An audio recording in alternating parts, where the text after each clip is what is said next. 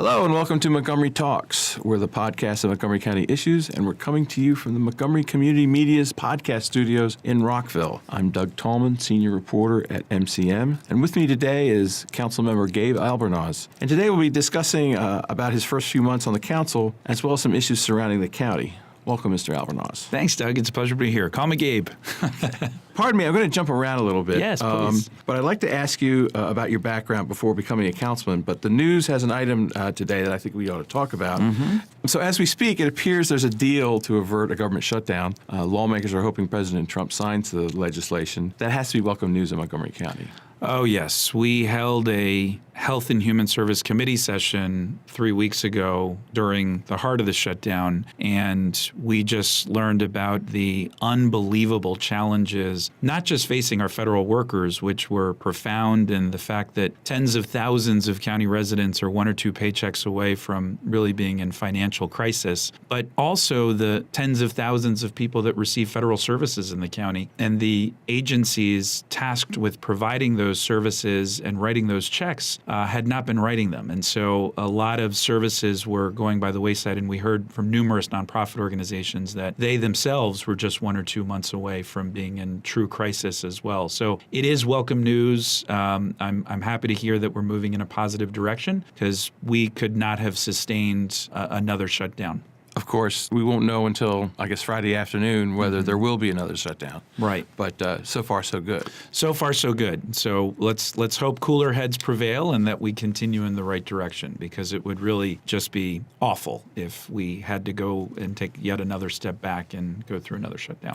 Have you done any follow-up with those agencies to find out what's happened since your meeting? We have. So there are Manna Foods in particular. I mean, one of the great byproducts of what did occur was, as is often the case in our community, because we have such an outstanding community, many people stepped forward to assist and help. And so there were a lot of residents exposed to nonprofits and also had their eyes open to some of the needs we have right here in our own backyard. And so organizations did see a spike in their giving. And the hope is that the people that invested in this really important and great work will continue to invest and continue to partner and align and volunteer for our local nonprofit organizations. Okay. So let's step back and find out more about you.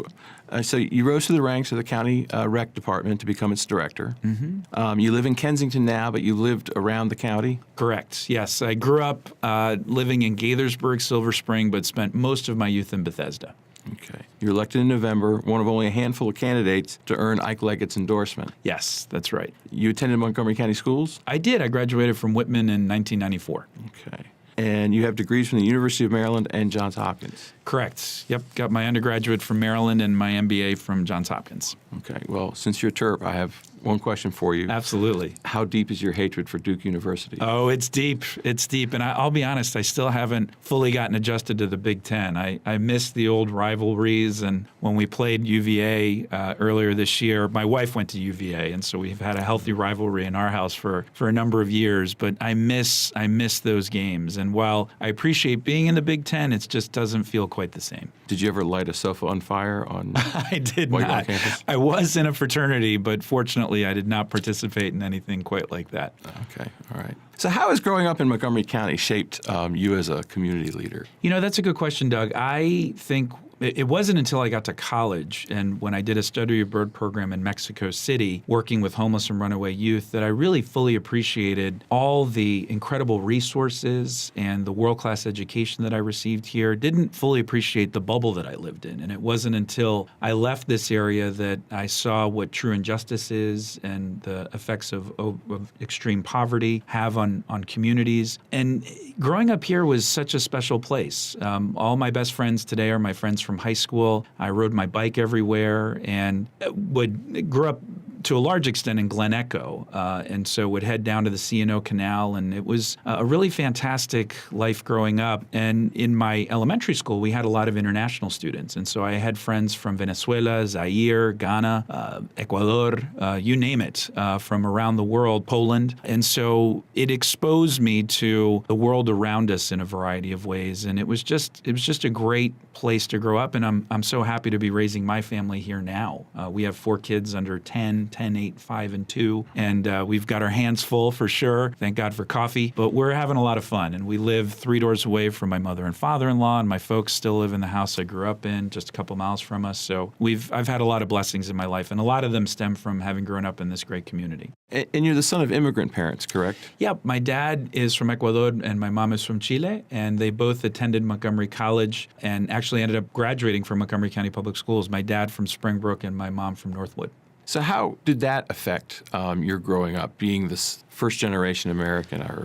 So it was very important. My parents were quite progressive for their time in that they spoke exclusively to me in Spanish as I was growing up. And we lived in a multi-generational house, and my grandparents lived with us. They were from Chile. And so I actually spoke Spanish before I spoke English. And it wasn't until River Road Daycare Unitarian Church where I started picking up English, and then obviously through kindergarten. And that was very important to me. And it also helped me appreciate the challenges that my families overcame in coming to the United States. They came for very different reasons. My dad's dad was a diplomat. He was the Minister of Education for the Organization of American States. And my mom's dad came with the classic American story of very little in the way of savings, but lived here for a couple of years, saved up money, started a business, and then brought my mom and my grandmother over. So I've been exposed to that, and that lens has been important and very formidable in my life.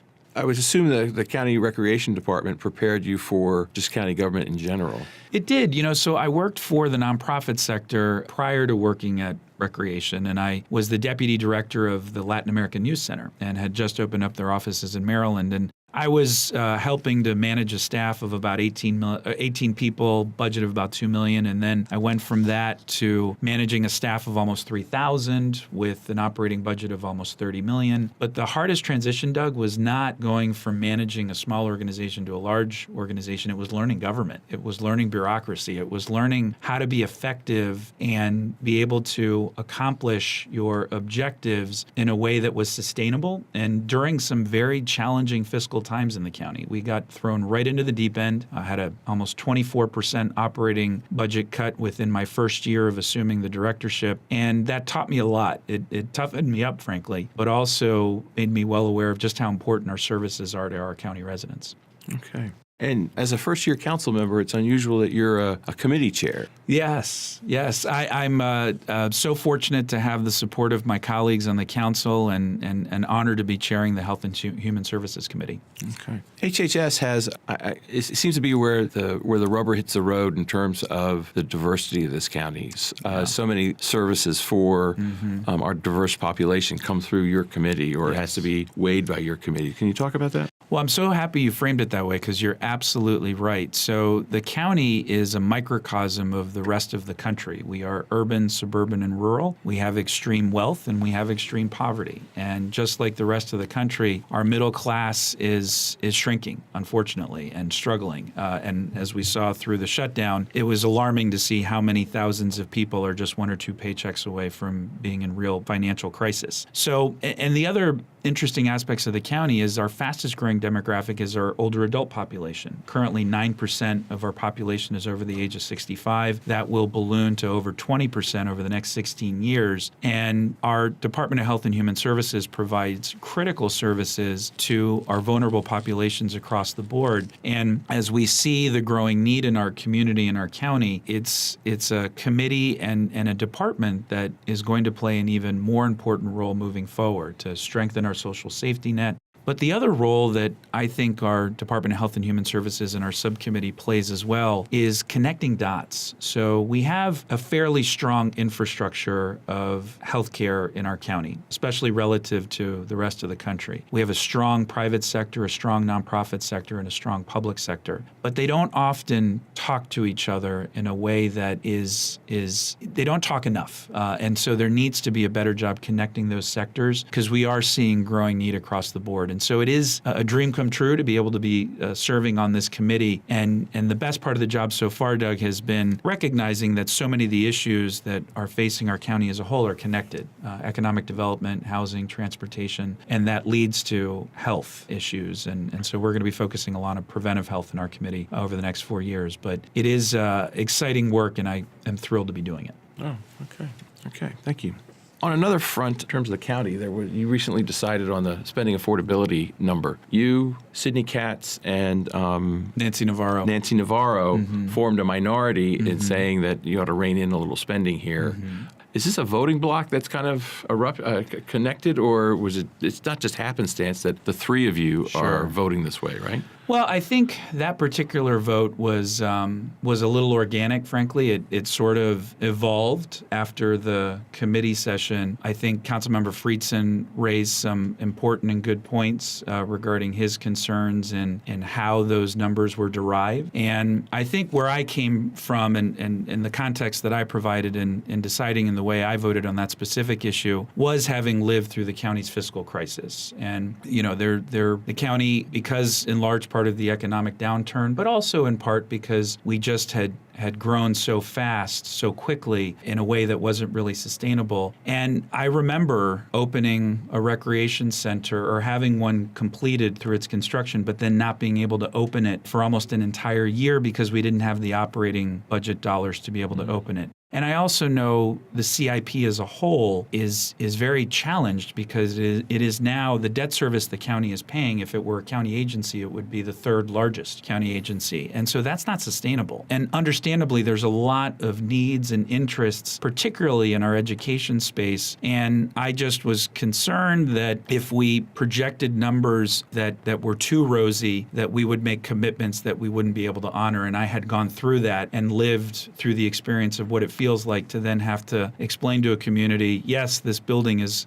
been constructed, but we can't open it for a year, folks. So that was where I came down. And the other aspect for me was this can be revisited in 2 years. And in that particular discussion, there was little disagreement over the operating budget and the projections over the next 2 years. It was the out years where there was some difference of opinion. And so we can revisit this in 2 years and can adjust up, but I prefer to adjust up as opposed to adjusting down. Okay. Do you see the three of you joining together on other policy issues? I'm not sure. I think that all 9 of us are really getting to know each other, and I have a tremendous amount of respect for all 8 of my colleagues. I obviously knew the incumbent members both as friends and through various circles, but in my role as the director of the Recreation Department, and had known Andrew and Will and Evan prior to us running, but really got to know them well through the campaign. And so I think that there's great alignment on a number of issues and a recognition that we have to focus on things like economic development if we're going to get out of the rut that we're in right now. And I think there's a general understanding. So more often than not, my colleagues and I will probably agree on issues. And on different issues, there may be blocks that form, but they're not so obvious to me right now. Okay. Well, I think now's a good time to take a break. We've been talking with Gabe Albornoz, first-year county council member. I'm Doug Tolman, senior reporter at Montgomery Community Media, and this is Montgomery Talks. We'll be right back.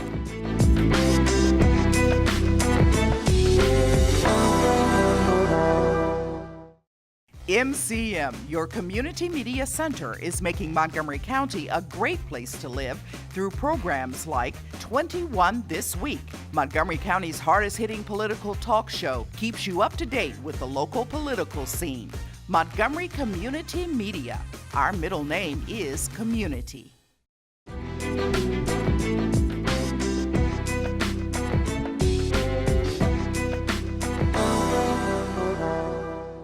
And we're back. This is Montgomery Talks. I'm Doug Tolman, senior reporter at MCM, and we're speaking with Gabe Albornoz, county council member. I want to step back a little bit on something you just said just before the break about the alignment of the council members. You do have fiscal issues coming down the pike. Almost, I forget what the statistic is, but they say something like we've been like 120 months without a recession. The longest we've gone without a recession is like 122 months or something. So you can almost see it on the horizon, and yet there are any number of issues that are going to be expensive that council members want. Universal pre-K.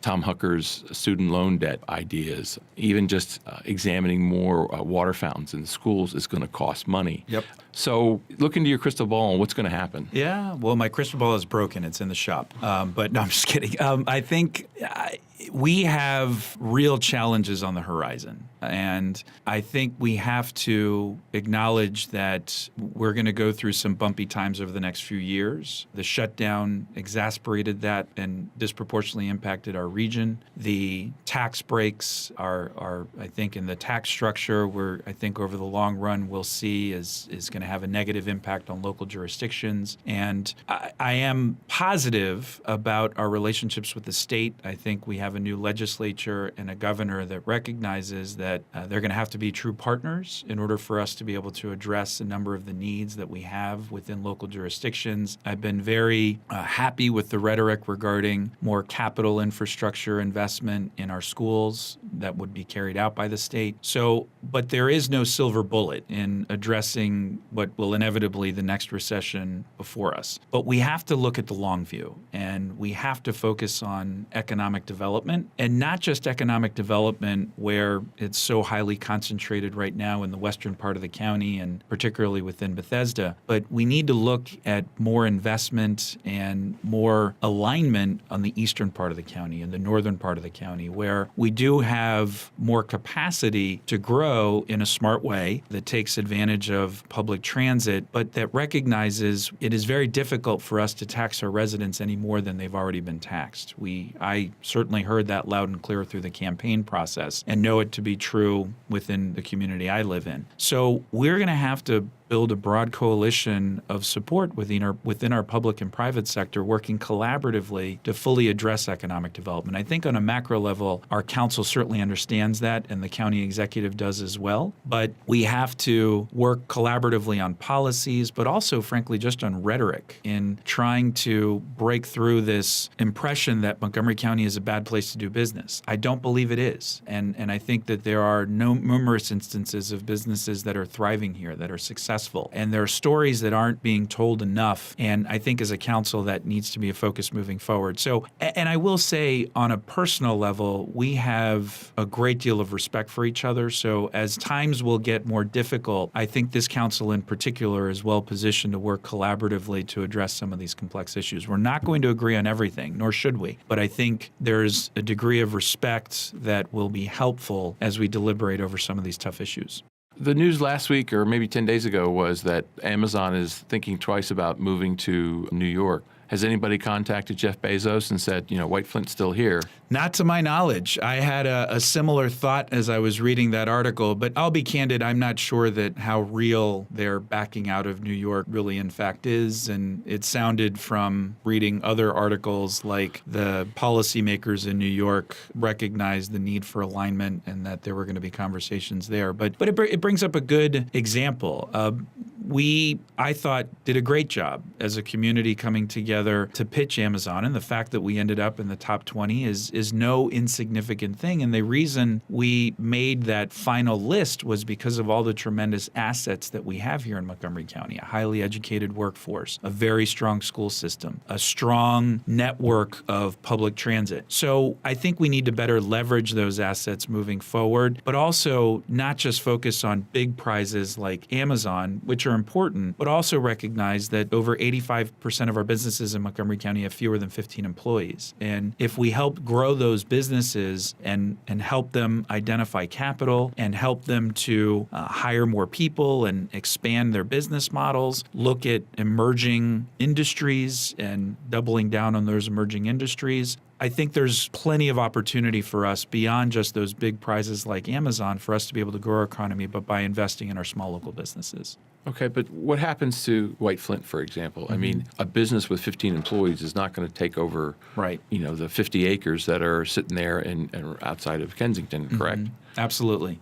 No, that's a very valid point, and there's no question that there's going to have to be a mix in looking for some of the larger businesses that are out there. So I've been pretty excited about what we're doing with cybersecurity as a community. I think we're leading the way nationally and in some ways internationally, and so our biotechnology space is another emerging market. The fact that we have such a diverse workforce and that such a high percentage of our county residents speak more than just one language is an asset in a global market. And so I think that will help us attract more businesses. But on that particular parcel, clearly we're going to need and want to work with the learners and the property owners to identify other potential partners that are out there. Our now 2-year-old Economic Development Corporation will be an important asset. And I know that David Petter is focusing very much on opportunities like that particular parcel of land to see what we can do as a county to attract other businesses here. Okay. What talk do you hear about the ComSat site up in north of Clarksburg? I haven't heard anything recently. I know that at one point during my tenure as the recreation director, we were looking at as a possible location for a recreation center and aquatic facility as a public amenity on that particular parcel. But that was a number of years ago. But I haven't heard anything recently on that particular project. Okay. It seems like you've got White Flint to the south, you've got ComSat to the north. Absolutely. And the Burtonsville Shopping Center to the east. It seems like Montgomery County is assets, or you can look at it as assets, or are they white elephants that it'll never be what they should be? Right. Well, I think I absolutely believe they're assets. And I think part of we have to recognize too, the economic downturn was very real and raw. And we're still although we've had significant growth over the last few years, I think now you're starting to see more interest in that level of investment. And I also think that being a global economy, there's an opportunity for us to think from an international perspective on looking at businesses internationally that may be interested in working here in Montgomery County. And so I know that there have been efforts in that space as well. Okay. Let's talk a little bit about immigration. First, talk about, you recently came back from McAllen, Texas. Talk about that. I did. I was down in McAllen last month, which is one of the border cities. And a good friend of mine is the president and CEO of the Hispanic Heritage Foundation. And he had been telling me about the incredible work of Sister Norma, who is down in McAllen and had set up a respite center. Because what's happening now, Doug, is we're seeing this most recent wave are families seeking asylum and going through the proper channels to seek that asylum. They're not crossing the border illegally. They are coming through the border cities and in some cases having to wait months for their cases to be heard by our courts here, and in many instances have enough information to continue with the process to be able to seek full asylum. But the backlog is in some cases years long for those asylum cases to be heard. And so many of these families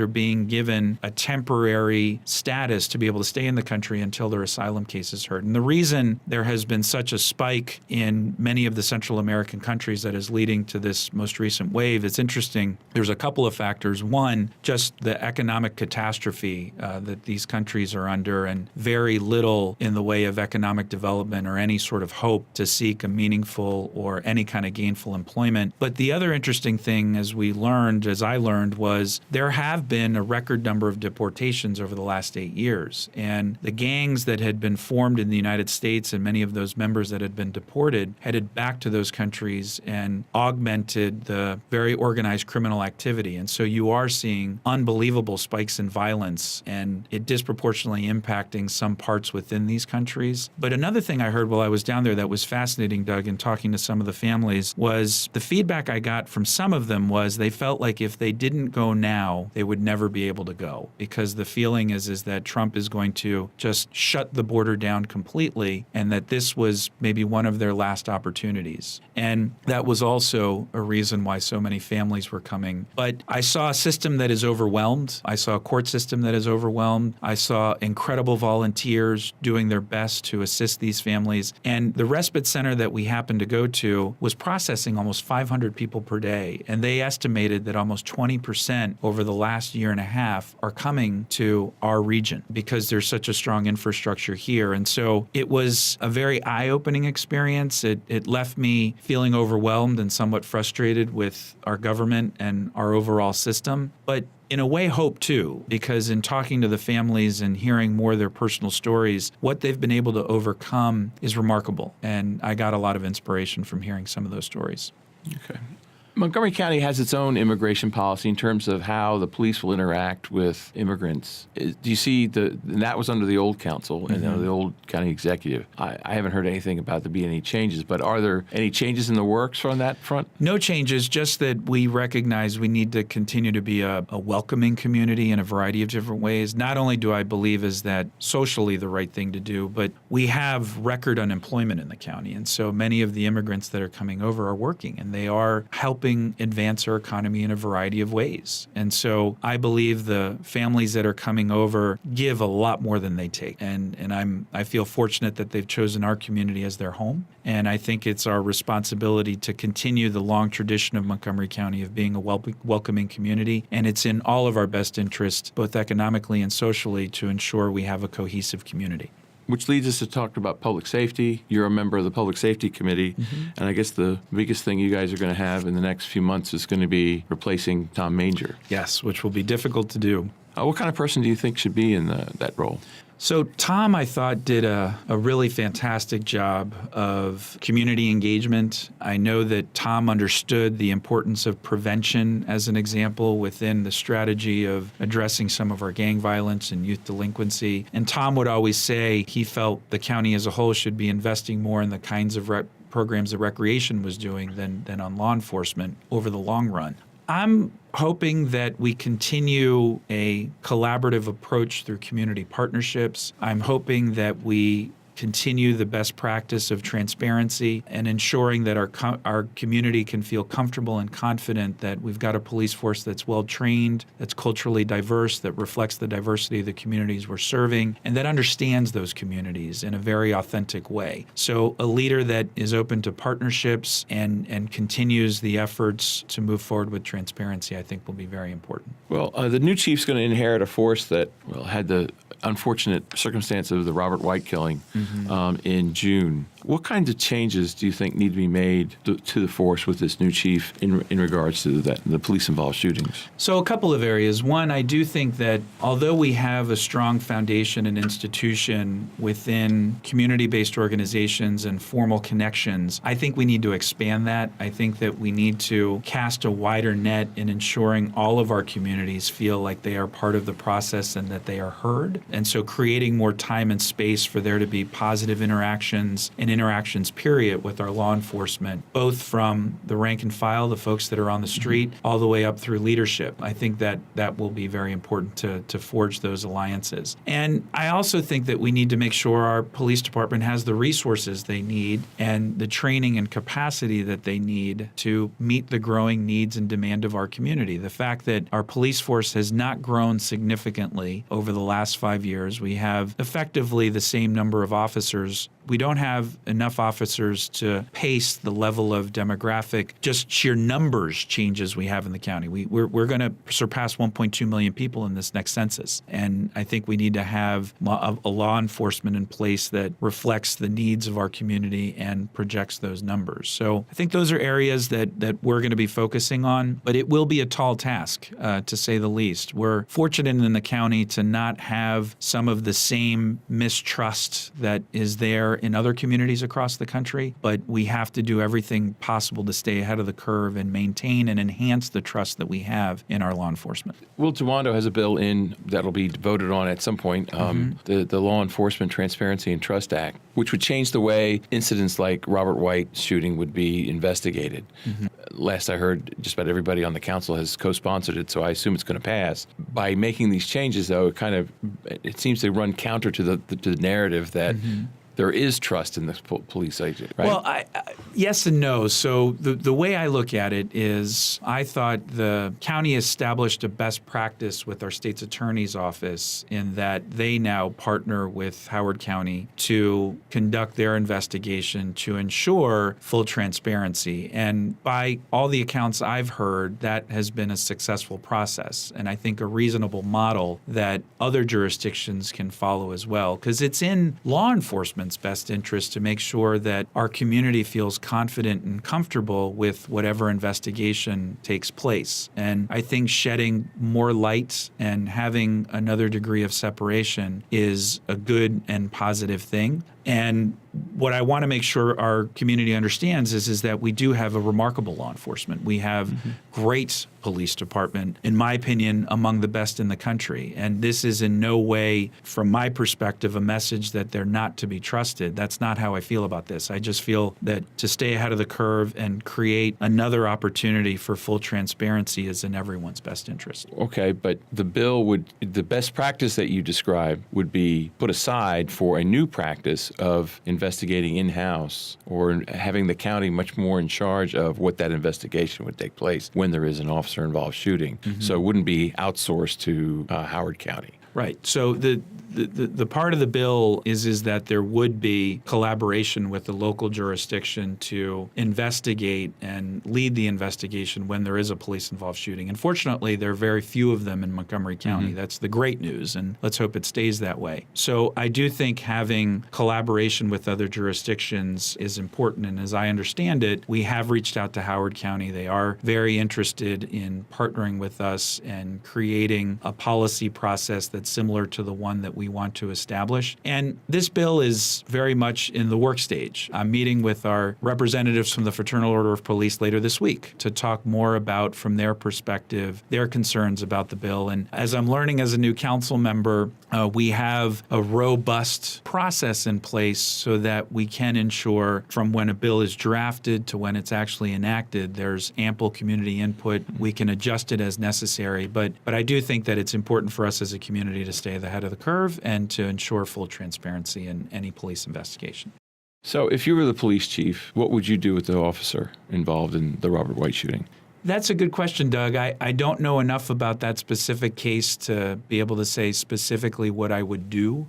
You saw the body camera footage, though, correct? I saw the body camera footage, but I know there were a number of elements to the investigation that I haven't seen or don't have access to, so I don't have the full context. So it would be inappropriate for, I think, me to comment on what I would be able to do in that specific case because I don't have all the information. I do think that our police chief moving forward, I think, will want to take that case study in particular and those lessons learned from that case and apply them to, God forbid, another case that happens moving forward. And I'm sure there are some lessons learned, as there are in every incident, and certainly even within the recreation department. We would learn from every situation that we encountered and applied the lessons learned moving forward. And I'm sure the next police chief will do that. Okay. Well, I think that's a good time to wrap things up. You've been listening to Montgomery Talk. I'm Doug Tallman, senior reporter at Montgomery Community Media. We've been chatting with Councilmember Gabe Albornoz of the Montgomery County Council. Our engineers today have been Carolyn Raskauskas and Mike Valentine. Come back next time. Thank you very much.